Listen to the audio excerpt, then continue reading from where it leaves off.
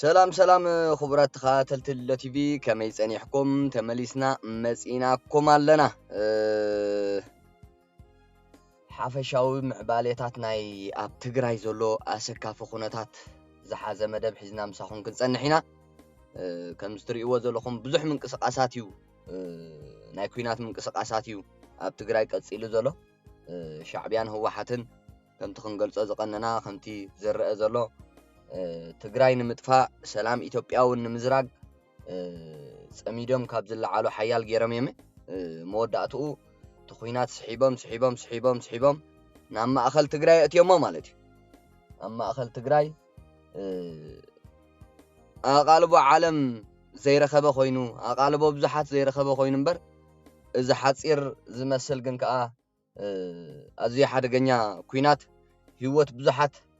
منسيات هوت بزحات سبات كوسدي قنيزلو بزحات أكلات بزح حزبي تمازابيلو له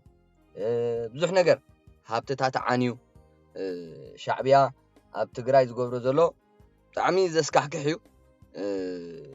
እንተጋሩ ጎኒጹ ናብ ክወጽዎ ዘይክእሉን ናብ ሓድሕዳዊ ግጭትን እእትይዎም ቀኒሎ ማለት እዩ እዚኣ ድሌት ሻዕብያን ስራሕ ሻዕብያን ተግባር ሻዕብያን ያ ሻዕብያ ኣብ ኩናት ተዘይኮይኑ ኣብ ሰላም ናይ መንባር ዕድሉ ጸቢብ ገይሩ ስለ ዝሓስብ ዕድመ ስልጣኑን ዝተፋላለዩ እንታይ ዝበሃል እዚ ሓይሉን ዘጠናኽረሉ ኩናት እዩ ሻዕብያ ኪንኡ ወላ ሓደ በቃ ሻዕብያ ሓይሊ የብሉ ኩናት ተዘየላ በቃ ሞትኩ እያ ሶ ኣብዚ ኩናት ዝጎደለ ሓይሉ ክምልእ ኢትዮጵያውን ሰላማ ክዘርግ ብዝተፈላለየ ቦታታት ሰፊሕ ምንቅስቃሳት ገብር ጸኒሒ መወዳእታ ታዝደልያ ኣብ ሰዓታ ኣብታ ዝሓንጸጻ ኸኣ ሰሪሕዋ ማለት እዩ ሶ ነዚ ዝምልከት ሰፊሕ መደብ ኣለና እዩ ተሓፈሻዊ ግን ኣብ ትግራይ ዘሎ ምዕባለ ናይ ኩናት ብጣዕሚ ብሓደገኛ መልክዑ ዝኾነ ይቕጽል ኣሎ ካብ ጸለምቲ ምዕራብ ሰሜን ትግራይ ሰሜን ምዕራብ ትግራይ ጀሚሩ ጫፍ ኩሉ መዋሰንቲ ዶባት ኣምሓራን ትግራይን መዋሰንቲ ዶባት ዓፋርን ትግራይን ኩናት ኣይዕረፈን ይቕጽል እዩ ዘሎ እቲ ኩናት ሕጂ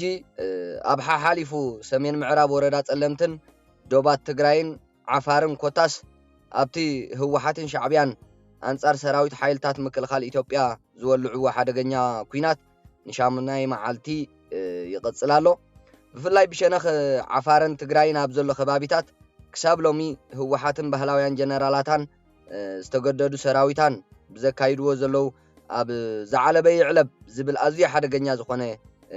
ናይ ከበድቲ ብረታት ደብዳብ ኣብ ልዕሊ ነባሪ ህዝቢ ደቡብ ትግራይ ብፍላይ ድማ ኣብ ልዕሊቲ ኣብ መዋስንቲ ዶባት ዓፋርን ትግራይን ዘሎ ህዝቢ ኣዝዩ ከቢድ ሓደጋ የጋጥም ከም ዘሎን ሞት ብዙሓት ዜጋታት ከም ዘጋጠመን መፍንቃልን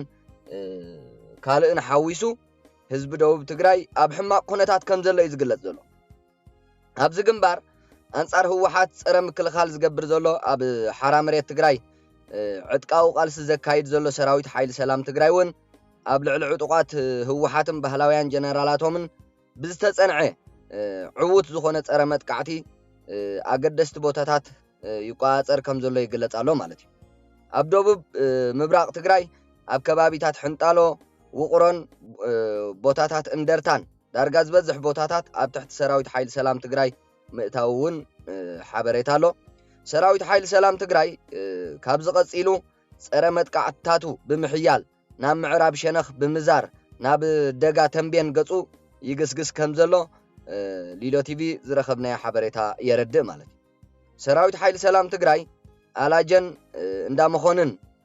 ነዚአን እውን ኣብ ትሕቲ ቁጽጽሩ ከም ዘእተወን ይግለጽ ኣሎ እቲ ዝወጽ ዘሎ ሓበሬታውን ነዚ ምልክት ገይሩ ምንቅስቃሳት ናይ ሰራዊት ሓይሊ ሰላም ትግራይ ምስ ምቁጽጻር ኣገደስቲ ቦታታት ሓዊሱ ብዙሓት ሓበሬታታት ኣለዎ ማለት እዩ ኣብዚ ግንባር ጸንሐ ሰራዊት ሓይሊ ሰላም ትግራይ ብፍላይ ኣብ ግንባር ደጉዓ ተንቤን ጸንሐ ሰራዊት ሓይሊ ሰላም ትግራይ TPF ኣብዚ ህወሓት ምስ ሽፍታ ሻዕብያ ኮይኑ ዝወልዑ ኩናት ፀረ መጥቃዕቲ ብምውሳድ ሰራዊት ሓይሊ ሰላም ትግራይ TPF ኣብ ግንባር ደጉዓ ብዙሓት ስትራቴጂክ ዝኾኑ ቦታታት ተቋጻጺሩሎ ብግንባር ቆላ ተሰሊፈን ዝነበራ ሰራዊት ባህላውያን ጀነራላት ህወሓት እቶም ናብቲ ግንባር ኣትዮም ኣብ ኩናት ዝሳተፉ ዝነበሩ ኣባላት ሰራዊት ናይዞም ባህላውያን ጀነራላት ህወሓት ዝኾኑ ንፀረ መጥቃዕቲ ሰራዊት ሓይሊ ሰላም ትግራይ ምስ ረኣዩ ነናብ ዘዋፅኦም ቦታታት እዮም ዝባታተኑ ዘለዉ ሓበሬታ በፂሕና ዘሎ ኣብዚ ግንባር በቃ ሰራዊት ሓይሊ ሰላም ትግራይ ብዝገብሮ ዘሎ ዘየዳግም ፀረ መጥቃዕቲ ብዙሓት ካብቶም ኣብቲ ኩናት ዝሳተፉ ዝነበሩ ኣባላት ሰራዊት ባህላውያን ጀነራላት ህወሓት ነናብ ዝጥዕሞም ቦታ ከም ዝተባታተኑ እዩ ዝግለጽ። እቲ ብኣንፈት ወጀራት ንሸውዓተ መዓልቲ ዝቐጸለ ውግእ እናበርትዐ ይቕጽል ምህላው ዝግለጽ ኮይኑ ብዓወት ሰራዊት ሓይሊ ሰላም ትግራይ ናብ ምዝዛም ገጹ በፂሑ ከም ዘሎ ምልክታት ይረኣዩ ኣለዉ። ቅድሚ ሓደ ሰሙን ብ12 መኪና ተጻዒኖም ኣብቲ ውግእ ዝቐነዩ ሰራዊት ባህላውያን ጀነራላት ህወሓት ሕጂ ኣብ ምምላስ ምስ ኮነ ብሓንቲ መኪና ጥራይ ናብ መቐለ ገጽ እናተባታተኑ እናሃደሙን እዮም ዝረኣዩ ዘለዉ ማለት እዩ። ብሓፂሩ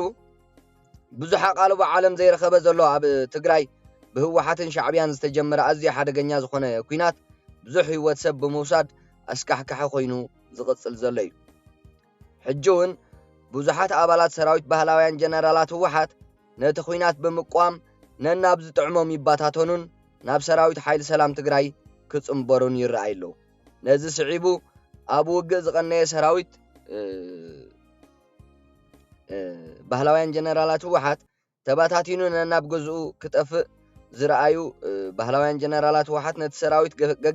ገገፊፎም ብዘይ ድሌቱ ከም ብሓድሽ ናብ ውግእ ክኣቱ ይገብርዎ ኣለዉ። ኣብዚ ሰዓት ኣርምን ኮርን ብዘይፍለጥ መልክዑ ኩሉ ሕውስውስ ኢሉ ኣብ ገጽቶም ሰራዊት ባህላውያን ጀነራላት ህወሓት ዝኾኑ ናይ ሞራል መውዳቕ ስምዒት ከም ዝርአ ካብቲ ከባቢ ዝረኸብናዮ ሓበሬታ ይገልጽ። ነቶም ዝባታተኑ ዘለዉ ተጋደልቲ ብግዲ ናብ ቅድሚት ከእትውዎም ካብ ላዕለዎት መራሕቲ ባህላውያን ጀነራላት ህወሓት ተደጋጋሚ ትእዛዝ እናተዋህበ ምዃኑ እውን ይሕበር ኣሎ። እምቢ ንዝበለ እውን በልዎ ረሽንዎ ከርትምዎ ዝብል ትእዛዝ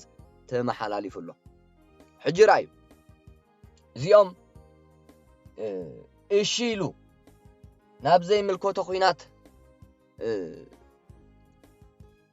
ኣትዩ ዝጠፍኣሎም እንተዘይኮይኑ ስለምንታይ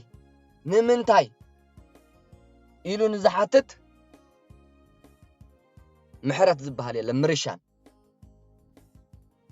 እቶን ኣብ ኩናት ተባሂልካ እሺ ኢልካ ጥራይ ምእታው ትእዛዝ ናይ ህወሓት እዩ። ስለምንታይ እንድሕር ደኣ ዝብል ሕቶ ተላዒሉ ግን ንኻልኦት ምልዓዓል ከይገብር ወይ ከዓ ንኻልኦት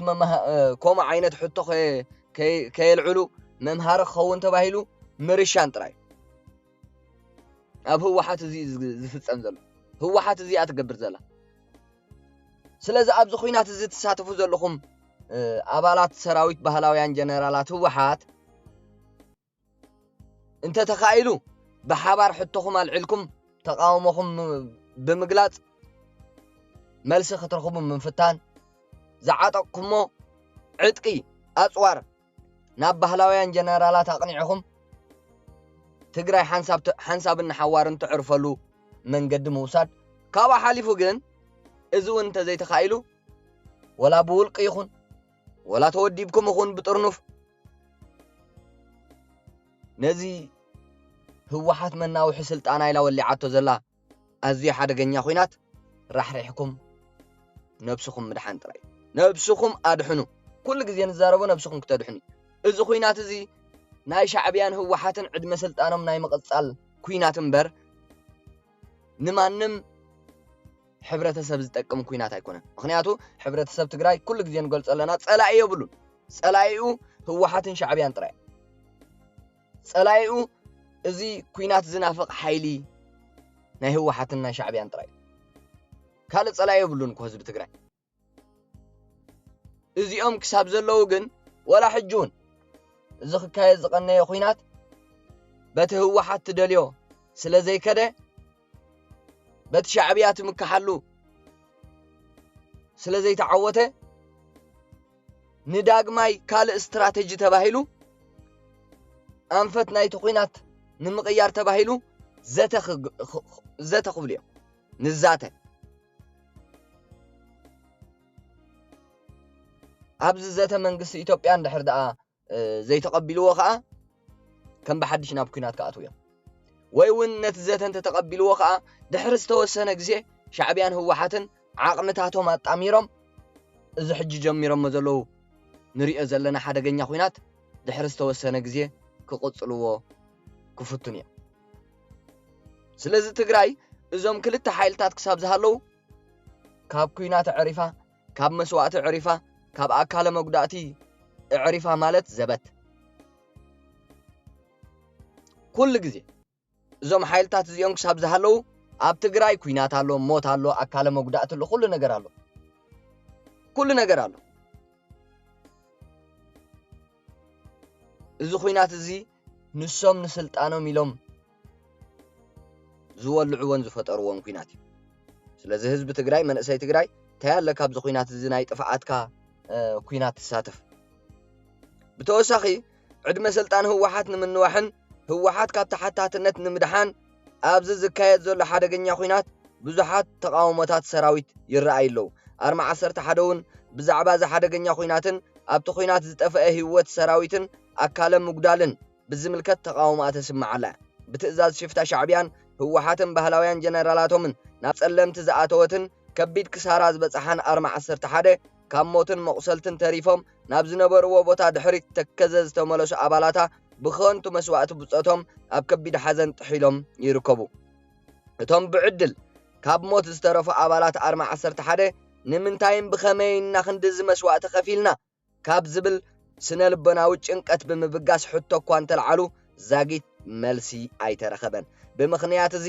ብፋሉል ትእዛዝ ህወሓትን ባህላውያን ጀነራላቶምን ከንቱ ብዝጠፍኡ ብፆቶም ዝተሰምዖም ሓዘን ንምግላጽ ኣርማ 11 ንምንታይ ከምኡ ከም ዝኾነ መብርህ ንምሕታት ኣብ ልዕሊ ብደም መናእሰይ ዝቐለዱ ኣዘዝ ሰራዊትን ባህላውያን ጀነራላቶምን ተሓታትነት ክረጋገጽ ንምሕታት ዝዓለመ ሰልፊ ተቃውሞ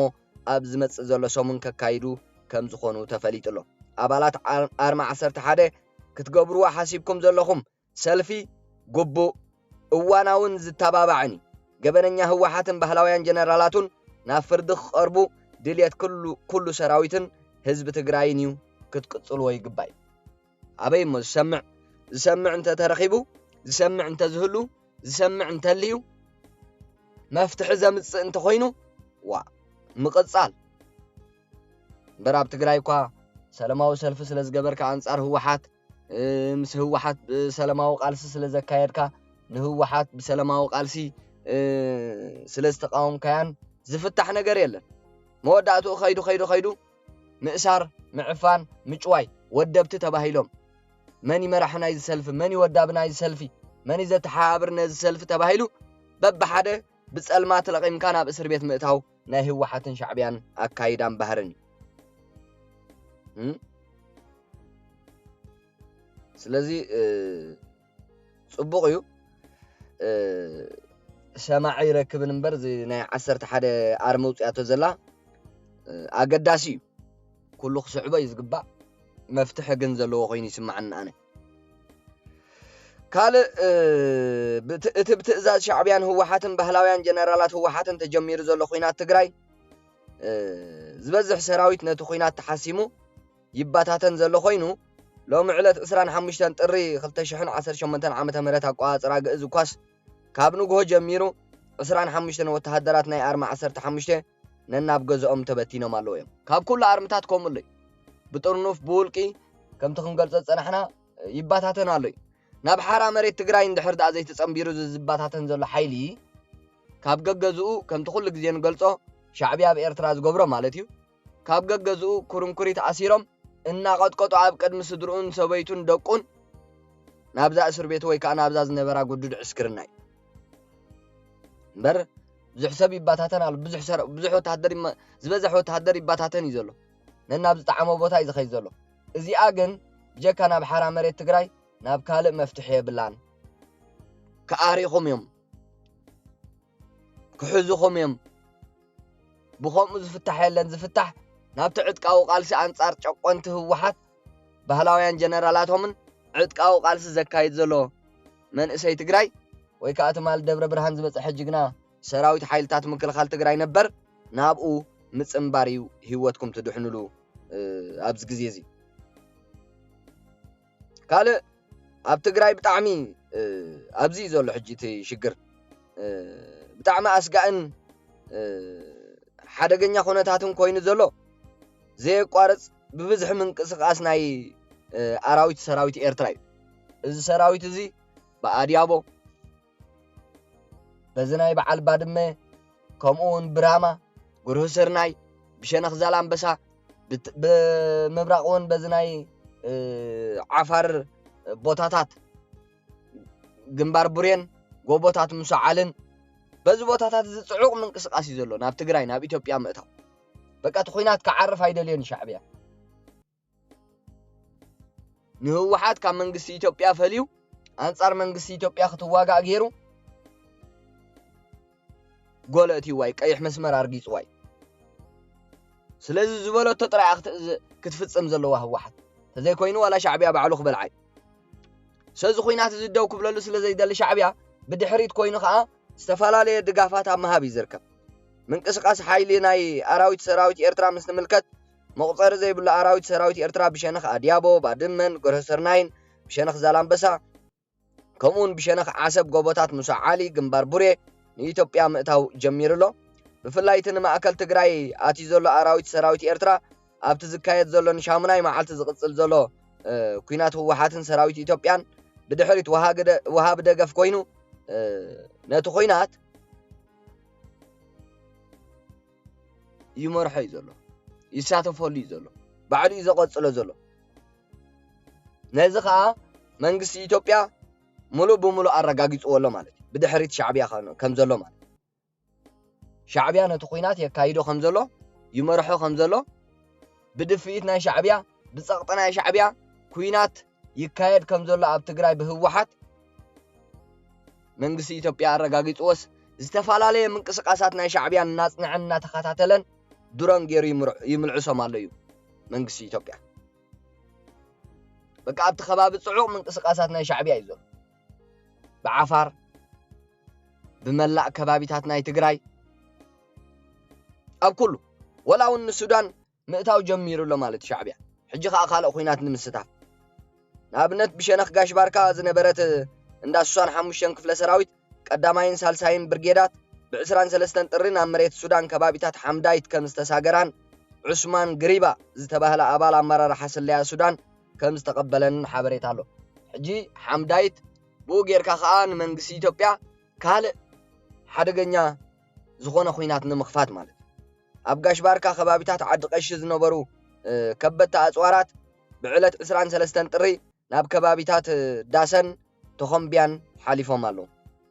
ኣብ ከባቢ ዓሰብ ዝንቀሳቐሱ ብሻዕብያ ሙሉእ ድጎማን ሓገዛት ኣጽዋርን ዝግበረሎም ሰላም ኢትዮጵያ ዝዘርጉ ሓይልታት ዓፋርን ኢትዮጵያን ኤርትራን ብ23 ጥሪ ብመሪሕነት ምክትል ኣዛዚ ሓይሊ ባሕሪ ሻዕብያ ዝኾነ ኮኔረል ኣሕመድ መሐመድ ዓሊ ኣብ ዝተኻየደ ኣኼባ ምስ ኤርትራውያን ደቂ ዓፋር ተሓባቢሮም ናብ ውሽጢ ኢትዮጵያ እናኣተው ወተሃደራዊ ስርሒት ክፍጽሙ ተነጊርዎም ኣሎ እቲ ስርሒት ሱሌማን ሒጎ ዝተባህለ ኣመራርሓ ሰለያ ናይ ሻዕብያ ዝመርሖ እዩ ብዝሕ ዘለዎም ኣባላት ሃገራዊ ድሕነት ሽፍታ ሻዕብያ ብተመሳሳሊ ምስ ሲቪል ማሕበረሰብ ተመሳሲሎም ብኣንፈት ዓዲ ጸጸር ልጅ ማርያም ዓዲ ዓላን ዓዲ ክልተን ናብ ውሽጢ ትግራይ ይኣትዉ ከም ዘለዉ ሊሎ ቲቪ ሓበሬታና የረጋግጽ ሶ ሻዕብያ ኣብ ከምዝታት እያ ዘላ ማለት እዩ ስለዚ እቲ ኣብ ትግራይ ዝካየድ ዘሎ ኩናት ሙሉእ ብሙሉእ ሻዕብያ ባዕሉ ይመርሖም ባዕሉ ይዝውሮም ባዕሉ የንቀሳቕሶን ኣሎ ኣብኡ ዝጠፍእ ዘሎ ግን እቲ ምስኪን ዝኾነ ትግራዋይን ወዲ ድኻን ንሱ እዩ ህይወቱ ዝስእን ዘሎ ዝማዛበል ዘሎ ትግራዋይ ህዝቢ ትግራይ ብሙሉእ እዩ ነዚ ኩሉ ኣቓልቦ ናይ ዓለም ዘይረኸበ ዘሎ እዚ 8 መዓልቲ ወሲዱ ዘሎ ኩነታት ኣቐሊልኩም ትርእይዎ ሰባት እንድሕር ደኣሊኹም ኮንኩም ትግራይ ከም ትግራይ ክትጠፍእ ትግራይ ከም ትግራይ ኣብ ከቢድ ሓደጋ ክትወድቕ ትደልዩ ሰባት ኢኹም ብጣዕሚ ከቢድ ዋጋ እዩ ተኸፊሉ ዘሎ ኣብዚ ውሽጢ ሓደ ሰሙን ብዙሕ ህይወት ጠፊኡ ኣሎ ብዙሕ ምምዝባል ኣጋጢሙ ኣሎ ብዙሕ ንብረታት ዓንዩ ኣሎ ሻዕብያ ኩናት ኣምሲሉ ማዕለያ ዘይብሉ ሃብቲ ህዝቢ ትግራይ ጓሕጉሕን ኤርትራ ይጉዕዞ ኣሎ ሻዕብያ ብማእኸል ገባራት ዘለውዎ ከባቢ እናተንቀሳቐሰ ነቲ ገባር ቀለብ ድሮን ክኸውን ይገብር ኣሎ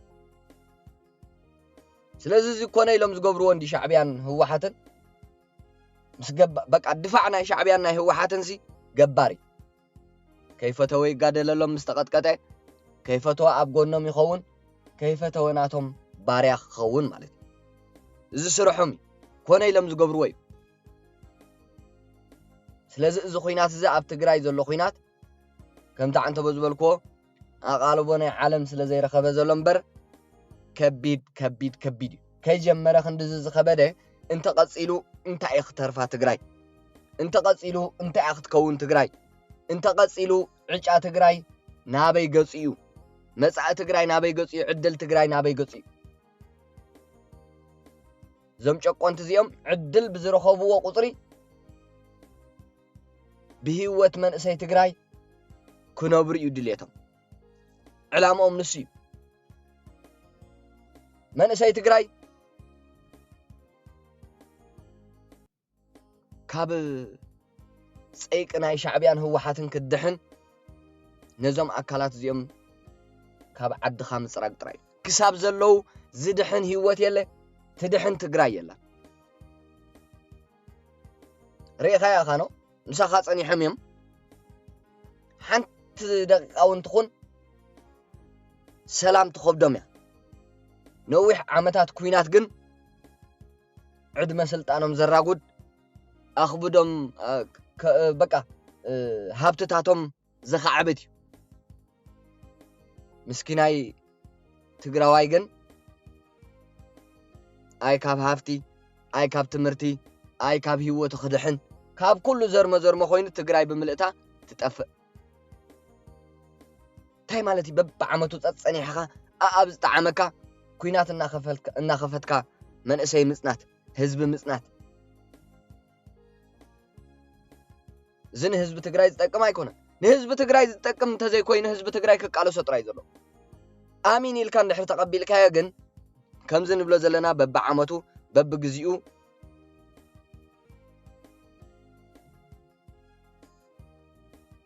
እናጠፋእኻ እናፀነትካ እናተሰዋእኻ እናሞትካ ኣካልካ እናጎደለ ማዕለያ ዘይብሉ ሕማማት ማዕለያ ዘይብሉ ፀገማት እናተሰከመት ትግራይ ከም ትግራይ ናብ ዘይተቐፅለሉ ኩነታት ክትረግፅ ትኽእል እያ ስለዚ እዚ ዝመስልቲ ሓፈሻዊ ምዕባለታት ናይ ሎሚ ህልው ኩነታት ናይ ትግራይ ክቡራት ተኸታተልቲ ሉለ ቲቪ ኣብ ዝቕፅል መደብና ነቲ ኩነታት ተኸታቲልና ዘሎ ሓበሬታ ክነስዕበልኩም ኢና ክሳብ መወዳእታ ምሳይ ስለ ዝፀናሕኩም ግን ካብ ልቢ ኣመስጊነ ሰላም ፅንሑ